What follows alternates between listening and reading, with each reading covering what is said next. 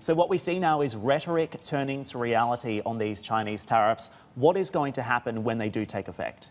Well, let's remember, we are already in a trade war. Donald Trump has been waging a trade war against the global trading system from the day he came into office. There are already $75 billion on tariffs on U.S. imports, or U.S. exports globally from China and from others once these $34 billion go into effect. So we're just in the middle of an escalation that's going to get worse and worse and worse. It's going to hit consumers hard. It's going to hit businesses hard in the U.S. and abroad. So the reality is as well, no further negotiations have been set up between the U.S. and China. So what happens from this point on, and do you see a pathway forward, a resolution that could possibly arise as a result? Okay, what happens now is the $34 billion goes into effect from the U.S., then China retaliates.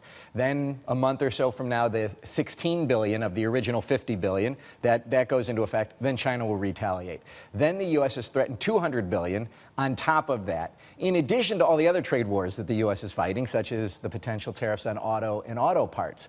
So there's no negotiations going on right now between the U.S. and China, but don't forget you have the U.S. and EU need to negotiate. NAFTA is bogged down right now, doesn't seem to be going anywhere. So there doesn't seem to be any movement right now.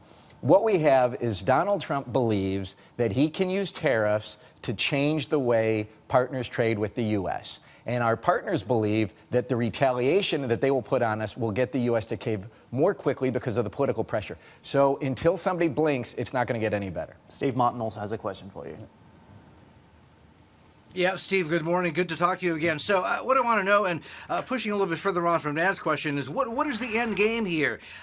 You know, if President Trump's approach is very transactional in nature, okay, fine. But ahead of the midterms in November, when and how is this going to end? Is it going to end with the deficit being slashed to a number that both agree on, and that's it? Or are we going to push ahead to try and change the entire structure, the nature of how China does business with not just the U.S., but the rest of the world?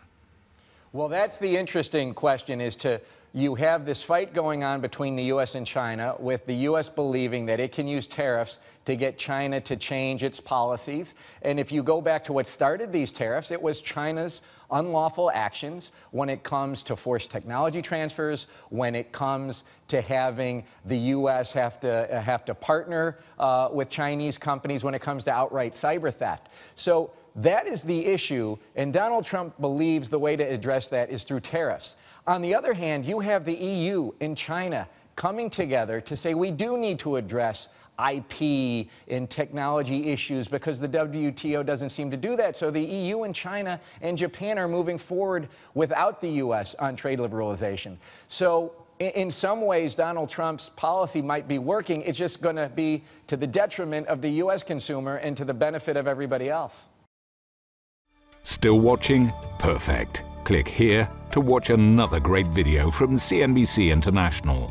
Oh, and don't forget to subscribe. Thanks for watching.